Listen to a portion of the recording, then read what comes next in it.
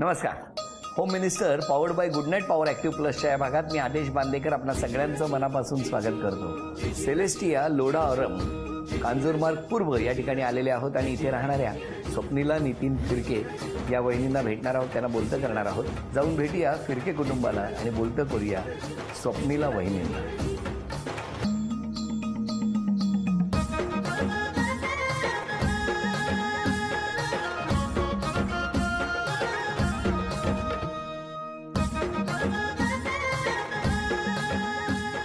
नमस्कार. नमस्कार. नमस्कार.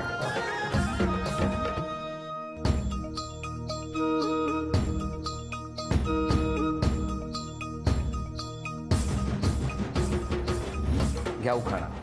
दारात काढली रांगोळी घराला बांधले तोरण. दारात काढली रांगोळी घराला बांधले तोरण.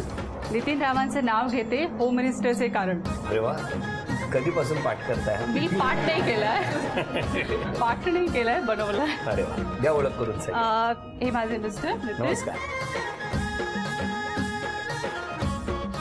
आणि ही माझी आई, माझा नमस्कार. जेठ जेठाणी, माझा भाऊ, नमस्कार. माझी आत्या मामा, नमस्कार. मित्र, आमचे मित्र परिवार हा सगळा. नमस्कार. सगळे बिल्डिंग मधले. नमस्कार सगळ्यांना. नमस्कार. चला सुरुवात करूया आजच्या गप्पांना. नमस्कार. नमस्कार. कुठलं बालपण तुमचं? माझं बालपण कल्याणचं ऍक्च्युली. तुमचं बालपण कुठलं? मी विदर्भातला चिखली म्हणून गाव आहे, छोटं गाव. तिथे 5वी पर्यंत शिकलो आणि नंतर वडिलांची गव्हर्नमेंट ट्रान्सफर होत असल्यामुळे त्या नावाप्रमाणे फिरत होतो. नाही पण मग आई बाबा करायचे काय? आई हाऊसवाईफ होती आणि वडील गव्हर्नमेंट सर्व्हिसमध्ये होते, त्यामुळे त्यांची म्हणजे बदली असायची. पण महाराष्ट्रामध्ये जी व्हायची ती, त्यामुळे पूर्ण महाराष्ट्रभर फिरलो. 5वी पर्यंत तुम्ही गावात होता? हां, एकाच गावात होतो. आणि नंतर 6वी 7वी गोंदिया महाराष्ट्र MP बॉर्डर, 8वी खामगाव, 9वी पुसद आणि 10वीला परत चिखलीला. बऱ्याच ठिकाणीचं पाणी म्हणतात तसं. सगळ्या ठिकाणचं पाणी फिरत. हो ना. नाव सार्थक केलं. आपण काय करता? मी प्रायव्हेट कंपनीमध्ये आहे, व्हाईस प्रेसिडेंटच्या पदावर, आणि इंटरनॅशनल बिझनेस मी हँडल करतोय. तर त्यामुळे मला सांगा, इतक्या ठिकाणी फिरत फिरत फिरत फिरत फिरत कल्याणवरून तुम्ही पुण्यात गेला, मग तुम्ही कुठे भेटले? मी पुण्याला होतो माझ्या इंजिनिअरिंग आणि MBA नंतर 2007 सालापर्यंत. 2007 साली मी दुबईला गेलो पोस्टिंग कंपनीतर्फे. बरं. भरपूर वेळा मित्रांच्या घरी जायचं होतं. त्यांची मुलं म्हणायची की बाकीचे काका काकूंसोबत येतात, हे काका एकटे का येतात? काय हो, आय नो, बहुतेक मी त्याची वाट बघत होतो आणि तो माझी वाट बघत होता खूप वेळ. तुम्ही कुठे वाट बघत होता? तो दुबईत होता आणि मी मुंबईत होते तेव्हा ॲक्च्युली. तर आम्ही एका मॅट्रिमोनियल साईटवरून भेटलो. तर त्याचं प्रोफाईल मला आलं होतं आणि तो फ्री मेंबर होता आणि मी पण फ्री मेंबर होतं त्याचं. एकमेकांशी बोलण्यासाठी आम्ही सोशल मीडियामध्ये एकमेकांना कनेक्ट केलं आणि मग नितीनचे कॉल्स यायला लागले, नितीनचं फोन्स यायला लागले, ईमेल सुरू झाले वगैरे. आणि मग मला असं थोडंसं वाटायचं की हा मुलगा सिरियस आहे की नाही. आणि मला फार मी सिरियस होते बरीचशी की okay, if you are interested तरच आपण बोलू, पुढे नाही तर सोडा आहे असं. आणि नितीन सिरियस होता हे त्याने दाखवून दिलं इमिडिएटली. त्याने मला काय दाखवलं म्हणजे जे आता असे या प्रक्रियेत असतील ना, जर बघत असतील कार्यक्रम जे या प्रक्रियेत आहेत, तर त्यांना आपण सिरियस आहोत हे समोरच्या पर्यंत कसं पोहोचवता येतं? म्हणजे काय केलं? कसं म्हणजे मॅट्रिमोनियल साईटवरनं भेटल्यावर नंतर सोशल मीडियावरनं एकमेकांचे फोन नंबर मिळाले, ईमेल ॲड्रेस मिळाले. त्याच्यानंतर जसं स्वप्नीला म्हटली, तुम्ही सिरियस असाल तरच आपण गोष्ट पुढे घेऊ.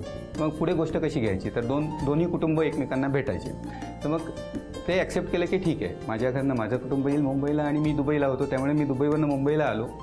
भाऊ बहिणी पुण्यावरनं मुंबईला आलेत आणि आम्ही त्यांच्या घरी इथे मुलुंडमध्ये घरी भेटलो. गंमत म्हणजे नितीन म्हणतो की मी तुला भेटायला आलो होतो, बघत होतो की मन जुळतायत की नाही वगैरे, पण तो मला ब्रेसलेट घेऊन आला होता गोल्डचं.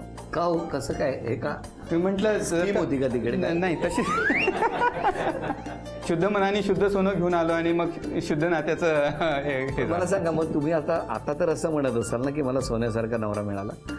हो, सोन्यासारखा नवरा मिळाला असं म्हणेन मी डेफिनेटली. ती म्हणते की डायमंड सारखं, मला फार कडक आहे.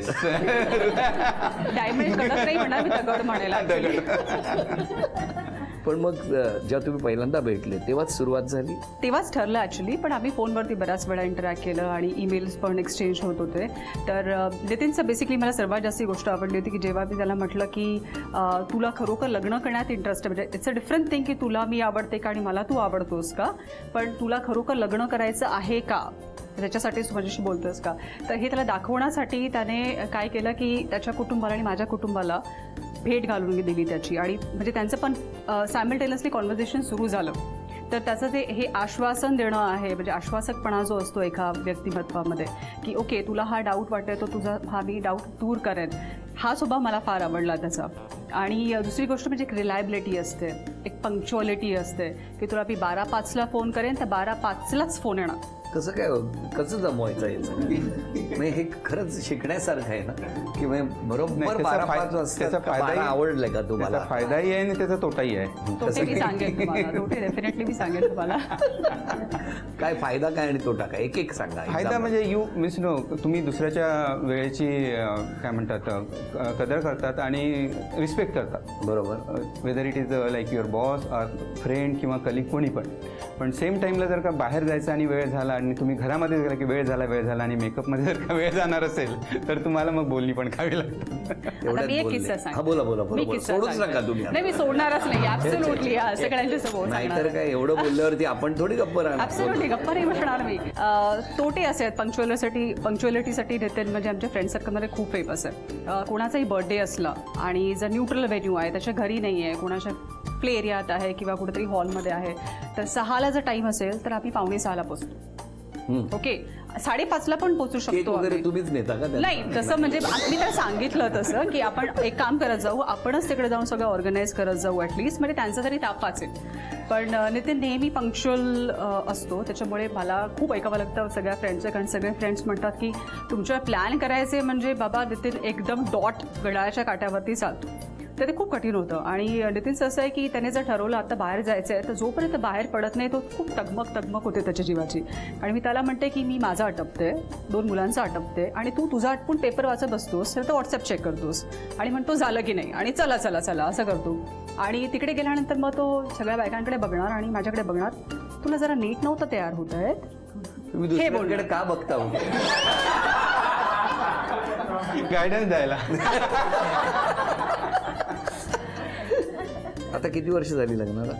10 वर्ष. तुम्हाला दोघांनाही खूप शुभेच्छा, कारण इतक्या छान गप्पा सुरू आहेत. पण या टप्प्यावरती आता एक खेळ आहे. या घरामध्ये काही आम्ही चिठ्ठ्या लपवून ठेवल्या आहेत. एक चिठ्ठी शोधत तुम्हाला चांदीची अन्नपूर्णा जी आम्ही ठेवली आहे ती शोधून घेऊन यायची. वेळ 1 मिनिटाची आणि 1 मिनिटामध्ये जर हा खेळ पूर्ण केला तर सगळी बक्षिसं नियमानुसार त्यांनाच मिळणार. आपल्या भेटीला आज 2 पाहुणे आलेले आहेत, त्यांचं स्वागत करूया. अल्पेनलिबे जज जेली बेअर आणि बॉटल.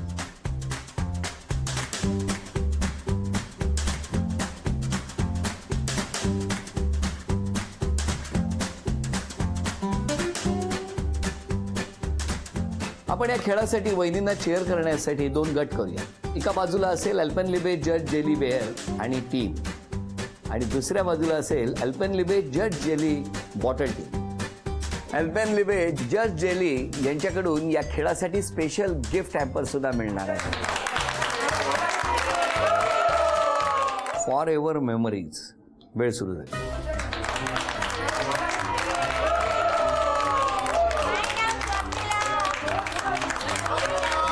गोल आहे. 20 सेकंद झाली. 1 मिनिटात खेळ पूर्ण करा. Alpenliebe just jelly strawberry.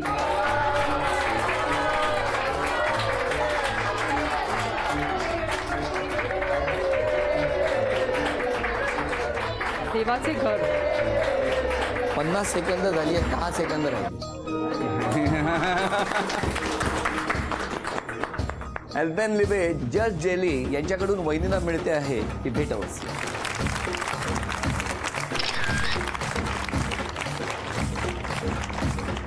अभिनंदन. चांदीचं नाणं तुम्हाला मिळालं. हा चांदीचा कुंकवाचा करंडा मिळाला. अभिनंदन. चांदीची तुळसही मिळाली तुम्हाला. अभिनंदन. आणि तुमच्या घरामध्ये ही चांदीची अन्नपूर्णा आलेली आहे. अभिनंदन. बरं, आता तुमच्याबद्दल तुमच्या घरातले काय म्हणतात ते आपण ऐकणार आहोत. तुम्ही प्रत्येकाने आपलं त्यांच्याशी असलेलं रिलेशन, नातं जे आहे ते सांगायचं आणि या दोघांबद्दल तुम्हाला काय बोलावं असं वाटलं तर बोलायचं. मी अंशुमनी ललित जाधव, नितीन आणि स्वप्निलाची फ्रेंड. आम्ही दुबईला एकत्र होतो एक साथ आणि आम्ही खूप मजा केली, म्हणजे एकदम धमाल केली तिथे. आणि असं वाटलं की आम्ही लवकर आलो, ते तिथं राहिले, मग आम्ही त्यांना खूप मिस केलं. आणि सगळ्यात आठवणीची गोष्ट म्हणजे की नितीन हा कम्प्लिटली मराठी रंगात रंगलेला माणूस आणि माझा नवरा तो कम्प्लिटली अंग्रेज रंगात रंगलेला माणूस. माझं लग्न झालं, मी त्याला मराठी नाही शिकवली, पण नितीनने त्याला इतकी सुंदर मराठी शिकवली. आणि मग मला वाटू लागलं की अरे मी पण काम नाही केलं, ते नितीनने काम केलं. म्हणजे फ्रेंड्स जे असतं ना, ते कधी कधी मला असं वाटलं की अरे बायको जे करू शकत नाही ते फ्रेंड पण करून जातो. असं म्हणजे खूप मजा धमाल केली आम्ही. मी नितीनची वहिनी आहे. हे दोघं खूपच चांगले आहेत, म्हणजे आमचे रिलेशन खूप चांगले आहेत आणि हे माझ्या मुलांना खूप प्रेम करतात. आणि एस्पेशली मला हे सांगावंसं वाटेल, ज्यावेळी माझा मुलगा आजारी पडला होता त्यावेळेला मला खूप सपोर्ट दिला, कारण त्यामुळे मी म्हणजे खूप आभारी आहे असंही नाही म्हणू शकत. नितीन आणि स्वप्नाली आमचे फॅमिली फ्रेंड, अगदी जवळचे मित्रमैत्रिणी आहेत. खूप गुणी स्वभाव आहे नितीनचा आणि स्वप्नाली तर अमेझिंग. आई बाबा, मी माझ्या मुलीबद्दल तुम्हाला सांगेन की जे तिच्या वडिलांनी तिला शिक्षण दिलं होतं की तू मुलीसारखीच राहा, पण धीट राहा आणि स्वतःच्या पायावरती उभी राहा. घरामध्ये एखाद्या कर्त्या पुरुषाची जी भूमिका असते ती माझ्या मुलीने निभावली. आणि जावई प्रश्नच नाही आहे, खूपच चांगले आहेत. आणि बस मी जास्त बोलू शकत नाही. अजून कोण बोलणार? ताई ॲक्च्युली म्हणजे जसं आई म्हणाली की ती ॲक्च्युली कुटुंबाचा पिलर होती आणि एक मोटिवेशन होती सगळ्यांसाठी. आणि जिजू म्हणजे खूप रिस्पेक्ट आहे जिजू म्हणजे. नितीन आणि मी दुबईमध्ये भेट झाली आमची. पहिला मराठी काय शिकला? हेच तुम्हाला शिकवणार आणि त्याच्याबद्दल मी एक तुम्हाला गोष्ट शिकलात? पहिलं वाक्य काय शिकलं ते मी सांगतो. कुठलं गाणं? आम्हाला गाणं आहे पहिलं. दादा काय बघा ना, दुबईमध्ये आपल्या मित्राला मराठी शिकवायचं आणि त्याच्यात सलग 9 चित्रपट रौप्य महोत्सवी देऊन आपला स्वतःचा ठसा ज्या चित्रपट क्षेत्रात ज्यांनी उमटवला त्या दादा कोंडकेंची आठवण या निमित्तानं आलेली आहे. त्यांना नमस्कार. काय दादांची जादू आहे. कुठलं ऐकवान? आधी गाणं, नंतर ऐकू आम्ही काय ते.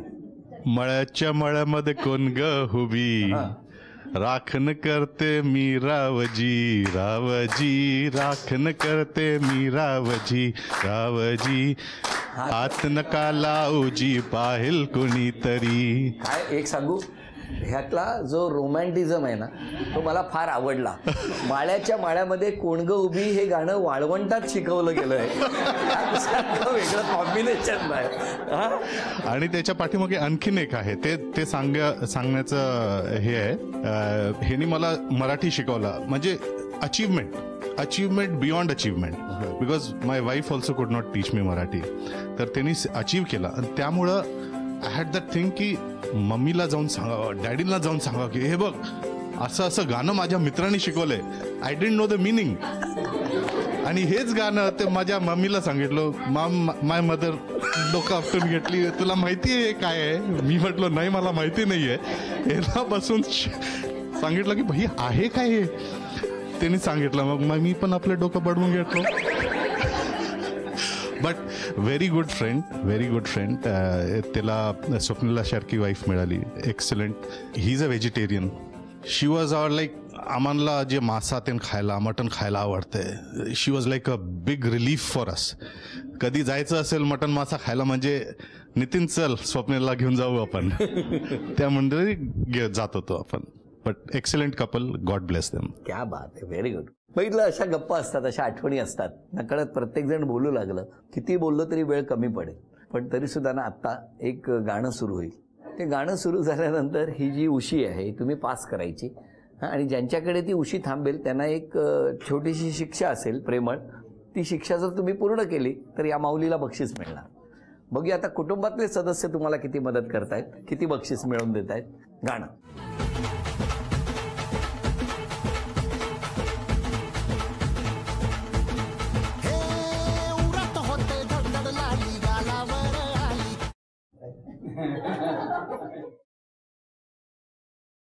कपडे अडकवण्याच्या क्लिपच्या सहाय्याने डॉमिनोज एका बाउलमधून दुसऱ्या बाउलमध्ये टाकायचे. 30 सेकंदात 10 डॉमिनोज जर त्यांनी गोळा केले तर यांना बक्षीस मिळणार. तुमची वेळ सुरू होते आहे. आत्ता 30 सेकंदात 10 सेकंद झाली, 20 सेकंद राहिली.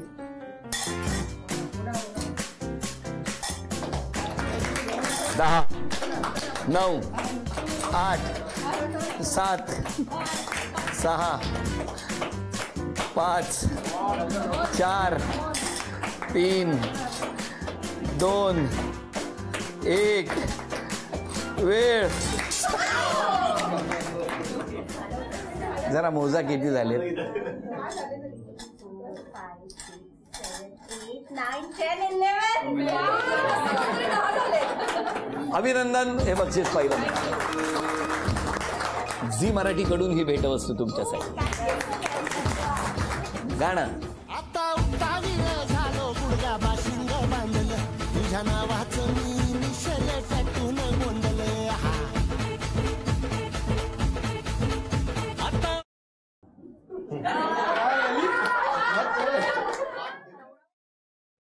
क्या बात आहे. आपण सगळे वाचूया. एका मराठी गाण्यावर नाच करा. म्युझिक. आता धीर झालो यार मग बधीर झालो यार आणि तुझ्याच साठी बनवून मजनू माग आलो यार. आन उडतोय मुंगाट पळतोय झिंगाट रंगात आलं यार. झालंय झिंग झिंग झिंग झिंग झिंग झिंग झिंगाट झिंग झिंग झिंग झिंग झिंग झिंग झिंगाट झिंग झिंग झिंग झिंग झिंग झिंग झिंगाट झिंग झिंग.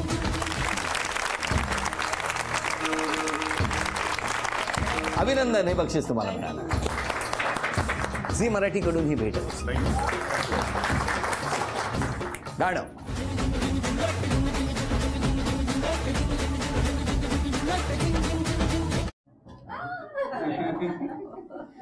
टेबलावरील 2 रेषांमध्ये गाडी थांबवणे. 10 संधी आहेत. 3 थांबल्या तरी चालतील. तुमची वेळ सुरू होते आहे आत्ता. 1,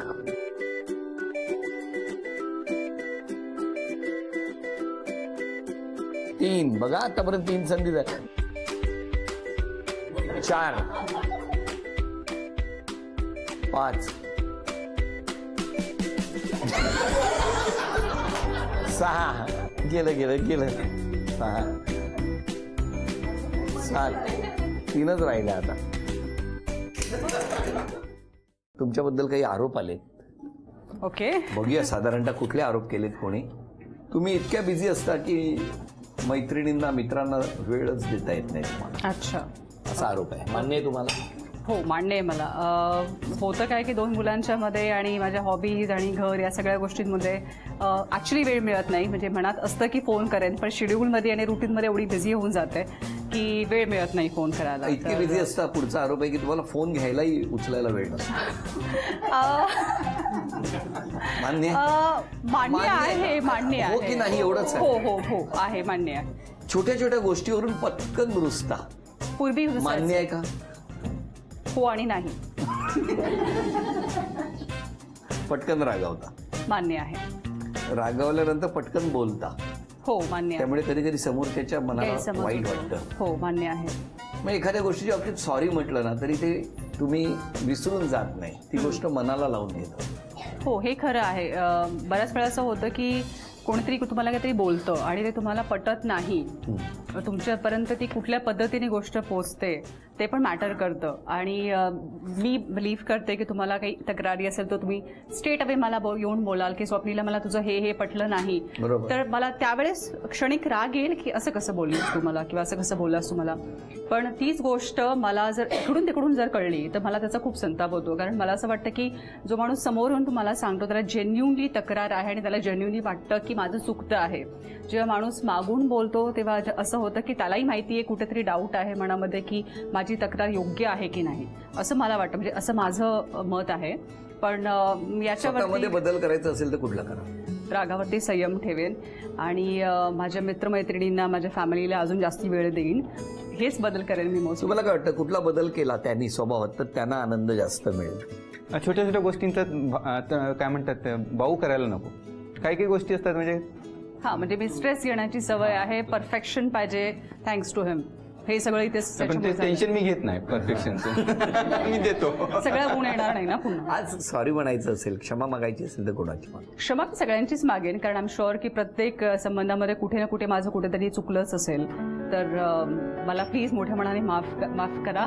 आणि मी प्रयत्न करेन की मी एक चांगली व्यक्ती बनेन आणि स्वतःमध्ये इम्प्रूव्हमेंट करेन, हेच म्हणेन मी. तुमचं काय म्हणणं? तुम्ही आज क्षमा मागायची असेल तर कोणाची माग? डिफिकल्ट क्वेश्चन आहे तसा पण जे उत्तर स्वप्नीला दिलंय ते कळत न कळत जर का चूक झाली असेल तर मनापासून माफी. या संपूर्ण कुटुंबाला शुभेच्छा देऊया आणि या शुभेच्छांबरोबरच झी मराठीकडून ही भेटवस्तू तुमच्यासाठी. आणि वैदिंदा तथास्तू पुणे यांच्याकडून मिळते आहे पैठणी. अभिनंदन.